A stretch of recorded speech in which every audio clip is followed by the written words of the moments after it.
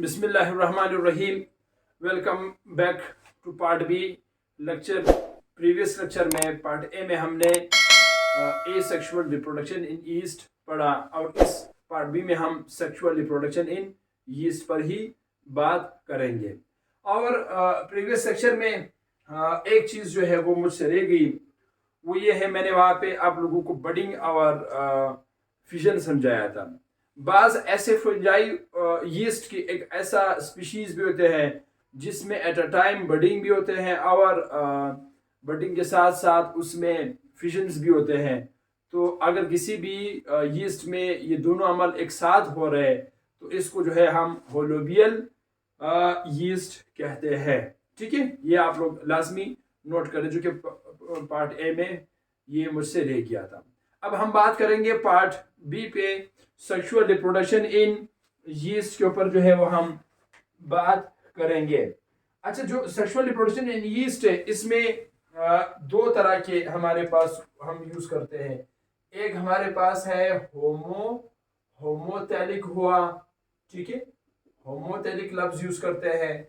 एक हम हेटेरोथेलिक यूज करते हैं, ठीक है, होमोथेलिक रिप्रोडक्शन है और एक हमारे पास है हेटेरोथेलिक रिप्रोडक्शन। अच्छा, होमोथेलिक का मतलब ये है कि जिसमें यानी दोनों एक ऐसा फंजाई जो दोनों सेक्स ऑर्गन रखता हो, कंटेन बोथ सेक्स ऑर्गन्स, ठीक है, इसमें हम लिखते हैं कंटेन बोथ सेक्स ऑर्गन। दोनों सेक्स ऑर्गन अगर रख रहा है तो उसको हम कहेंगे होमोथेलिक। एक हेटेरोथेलिक है। हेटेरोथेलिक का मतलब ये है कि सेपरेट यीस्ट के ऊपर, ठीक है, मुख्तलिफ दो अलग सेपरेट यीस्ट पर जो है जो सेक्स ऑर्गन्स मौजूद है, ठीक है, सेक्स ऑर्गन की मौजूदगी को, ठीक है, प्रेजेंट हो, तो इसको हम कहेंगे हेटेरोथेलिक। यानी दो मुख्तलिफ फंजाई है, यीस्ट, दो मुख्तलिफ यीस्ट है, उस पर अलग अलग एक सेक्स ऑर्गन है, दूसरे पर दूसरे सेक्स ऑर्गन है, तो इसको हम कहेंगे हेटेरोथेलिक कहेंगे, ठीक है, जहां पे दो मुख्तलिफ ऑर्गन्स मौजूद हो मुख्तलिफ। अब इस एतबार से हम बात शुरू करेंगे हेटेरोथेलिक से, ठीक है, हम बात करेंगे खास करके हेटेरोथेलिक से। देखिए, जो हेटेरोथेलिक हमारे पास है इसमें टू मैटिंग टाइप्स मौजूद है, ठीक है, यानी यहां पे हम टू मैटिंग टाइप्स की बात करेंगे। टू मैटिंग टाइप्स के ऊपर हम बात करेंगे। टू मैटिंग्स टाइप्स से मुराद ये है कि दो यानी दो अपोजिट्स जो सेक्सेस होते हैं उसको कहते हैं मैटिंग, ठीक है, दो अपोजिट सेक्सेस को हम कहेंगे मैटिंग्स कहेंगे। अब मिसाल के तौर पर मेरे पास यहां पे एक मैटिंग मौजूद है, ये मेरे पास एक मैटिंग है, मैटिंग ए है, ठीक है, ये हमारे पास क्या मैटिंग ए है। अब इसी के साथ साथ यहां पे एक और इसके अपोजिट एक और मैटिंग यहां पे मौजूद है, ये रहा मैटिंग बी। अब ये दो अपोजिट है इसलिए अब होगा क्या, क्योंकि हम सेक्सुअल रिप्रोडक्शन पढ़ रहे हैं, सबसे पहले जो मैं बी से शुरू करता हूं, बी एक ऐसा सेलवाल के बाहर एक ऐसा सब्सटेंस रिलीज करेगा, एक ऐसा सब्सटेंस जो है वो क्या करेगा, एक केमिकल्स रिलीज करेगा जो कि बी को यानी बी जो है ए को स्टिमुलेट करेगा फॉर अट्रैक्शन के लिए। तो यहां पर मैं देखता हूं ये जो ब्लैक कलर का मैंने यहाँ पे कोट बनाया है इसको हम लिखते हैं सिक्रीट विद अवाल, ठीक है, सिक्रीट आ सब्सटेंस ऑन वाल, ठीक है, वाल के ऊपर जो है वो सब्सटेंस जो है वो सिक्रीट करते हैं।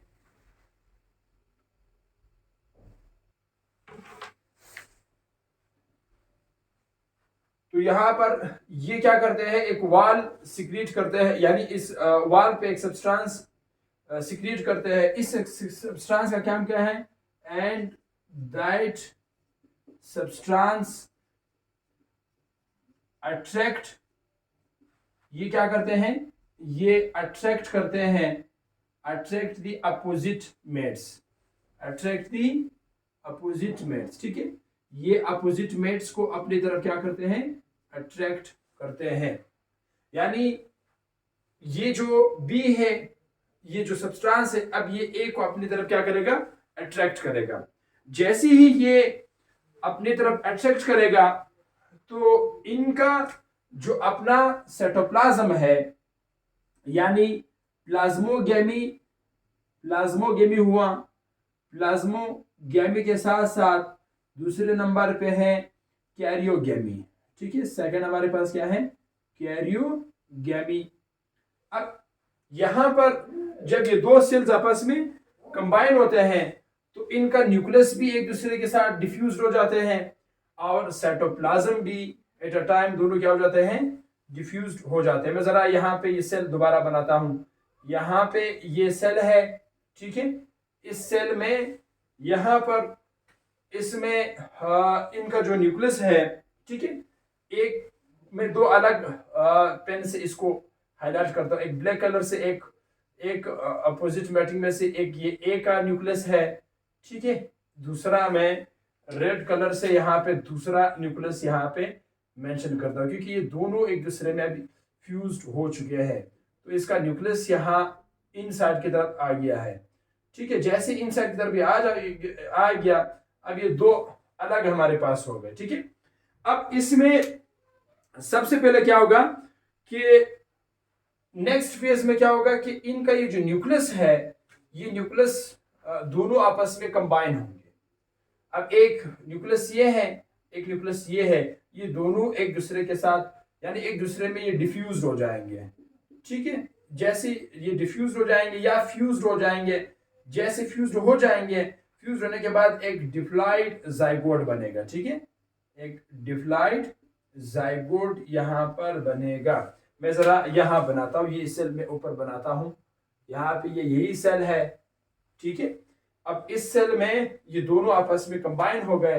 जब कंबाइन हो गया है तो यहाँ पर ये क्या हुआ है, इसमें चलो मैं इसमें थोड़ा रेड भी मिक्स करके आप लोगों को मेंशन करवाता हूं, ठीक है।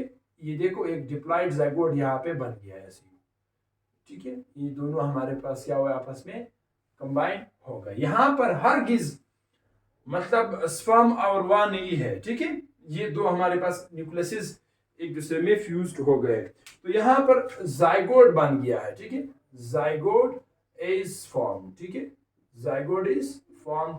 यहाँ पर जाइगोट दरअसल क्या हो गया है, बन गया। जैसे ही जाइगोट बन जाते हैं, जाइगोट बनने के बाद अब इधर हम ये कहते हैं कि इधर प्लाज्मोगेमी और कैरियोगेमी ये दोनों एट अ टाइम हुआ है, यानी साइटोप्लाज्म भी मिल गया एक दोनों सेल्स का आपस में, और दोनों का न्यूक्लियस भी एक दूसरे में फ्यूज्ड हो गया। तो इधर जो जाइगोट बन गया है वो दरअसल डिप्लॉइड जाइगोट है, ठीक है। This is called as a diploid zygote. यहाँ पे जो है वो डिप्लॉइड जाइगोट जो है वो बन गया है। जैसे ही डिप्लॉइड जाइगोट बन जाती है, इस डिप्लॉइड जाइगोट के बनने के बाद अब अगला स्टेप जो है, इस जाइगोट में दो पॉसिबिलिटीज अब है, ठीक है। इसमें अब दो पॉसिबिलिटीज मजीद और है। एक पॉसिबिलिटी जो इसमें है वो ये है कि जाइगोट जो है, ये जो डिप्लॉइड जाइगोट है, ये हमारे पास मूव करेंगे। Zygote under go on budding, यानी इसमें बडिंग होगा, ठीक है। एक इसमें बडिंग होगा, ठीक है, अंडरगो बडिंग, ये रिप्रोड्यूस होगा, ठीक है। Undergo budding and produce asexually, ठीक है, एंड रिप्रोड्यूस एसेक्सुअली। और ये एसेक्सुअली जो है वो क्या होगा, एसेक्सुअली ये रिप्रोड्यूस होगा, रिप्रोड्यूस एसेक्सुअली। एक तो बडिंग एक पॉसिबिलिटी ये है। जो दूसरा पॉसिबिलिटी यहाँ पे है, उस पॉसिबिलिटी को हम एस्कस या इसको हम एस्कोस्पोर कहते हैं, ठीक है। एस्कस या एस्कोस्पोर फॉर्मेशंस, ठीक है, एस्कस स्पोर फॉर्मेशन, ठीक है, एस्कस स्पोर फॉर्मेशन होगा। अब उसके बाद ये जो एस्कोस्पोर है इसमें भी मजीद दो और पॉसिबिलिटीज मौजूद है, टू और पॉसिबिलिटीज यहाँ पर मौजूद है। अब वो दो पॉसिबिलिटीज क्या है, मैं जरा यहाँ पे इसको इस तरह मेंशन करके दो अलग हमारे पास लाइन में, एक जो हमारे पास होगा पॉसिबिलिटी जो होगा उसको हम लिखते हैं 4 एस्कोस्पोर बनेगा, ठीक है, 4 एस्कोस्पोर बनेगा, ठीक है। एक पॉसिबिलिटी तो ये है, एक और पॉसिबिलिटी भी है, उसको हम कहते हैं 8 एस्कोस्पोर कहते हैं उसको, ठीक है, एस्कोस्पोर्स कहते हैं उसको, ठीक है। ये दो अलग पॉसिबिलिटीज है, यानी एक में 4 स्पोर्स बनेंगे और एक में हमारे पास 8 स्पोर्स बनेंगे। अब जो पहला हमारे पास पॉसिबिलिटी है, यानी ये मेरे पास सेल है, ठीक है, ये मेरे पास क्या है, ये वही सेल है जिसमें डिप्लॉइड जाइगोट मौजूद है, ठीक है, एक डिप्लॉइड जाइगोट इसमें मौजूद है। अब ये जो डिप्लॉइड जाइगोट यहां पर है, ठीक है, डिप्लॉइड जाइगोट यहां पे है, ये जो डिप्लॉइड जाइगोट है ये इसमें मियोसिस का अमल होता है, ठीक है।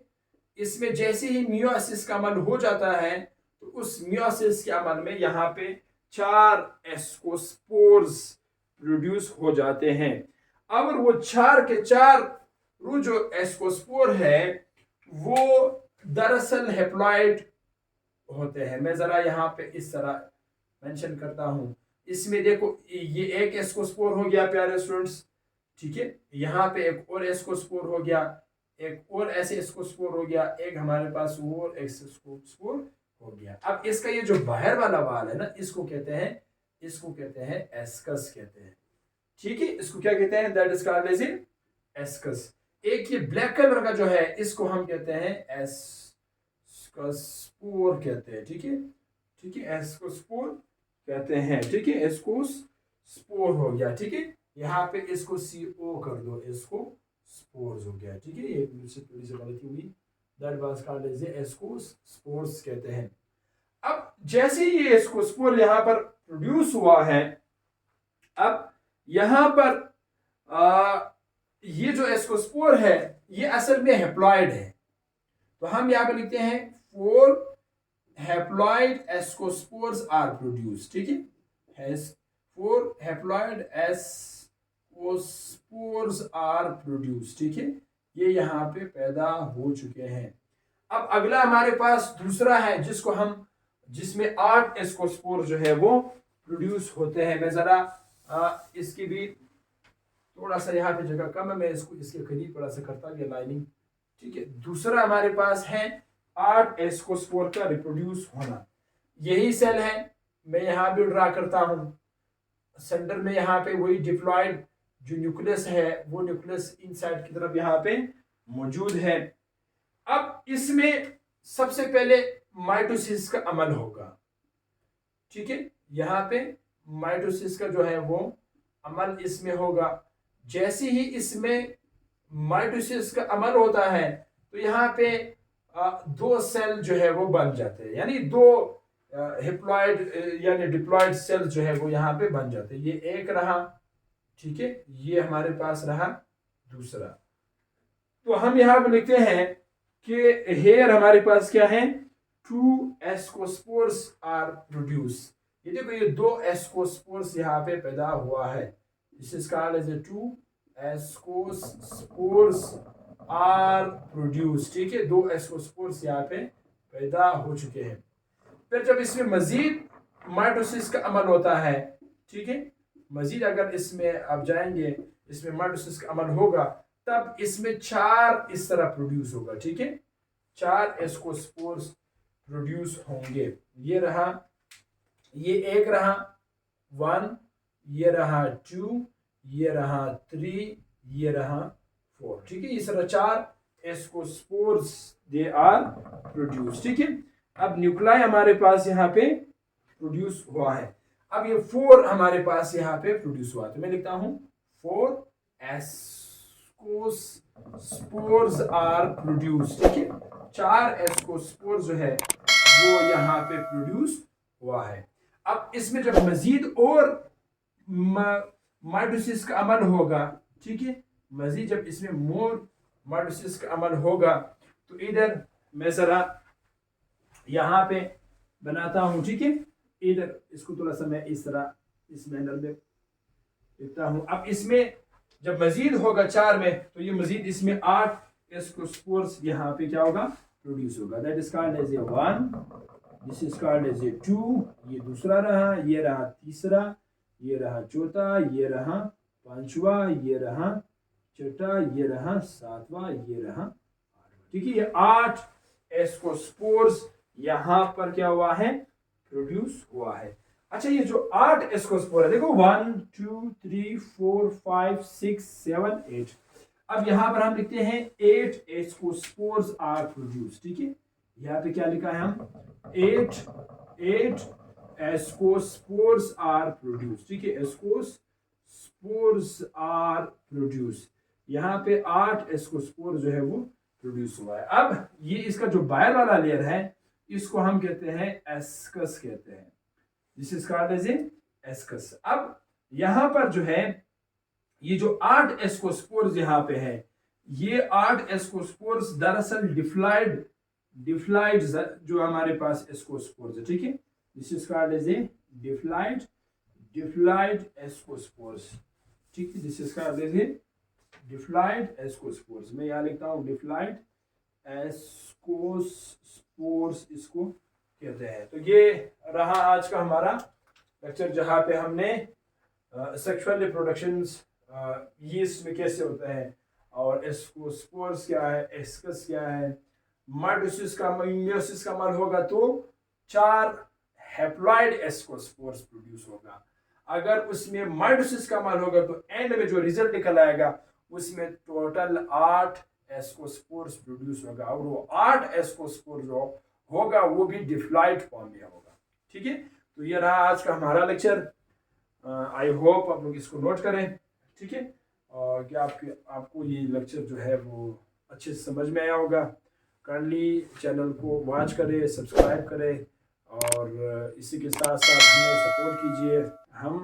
मैं जो कुछ हूँ, ये चैनल जो कुछ है वो आप लोगों की वजह से है। आप ही हमें अप्रिशिएट करोगे, आप ही हमें सब्सक्राइब करोगे, आप ही हमें लाइव वॉच करेंगे तो उससे हमें हौसला अफजाई भी मिलती है और उससे फिर हम और भी बेहतर से बेहतरीन कंटेंट जो है वो आपके सामने लाएंगे। पढ़ते रहे और अपना ख्याल रखें, कोशिश करें अपने मामलात में ईमानदार रहें और अपने इर्द गिर्द जितने भी लोग आपके सराउंड में मौजूद है, दोस्त अहबाब है, फैमिली मेम्बर्स है, नाइबर्स है, टू गिव देम रिस्पेक्ट्स और हमेशा अपनी मंजिल की तलाश में, अपनी मामलात में और अपनी जो है गोल की अचीवमेंट के लिए कभी भी इस पर कॉम्प्रोमाइज़ मत करें। खुश रहे। All the best, my best commandos.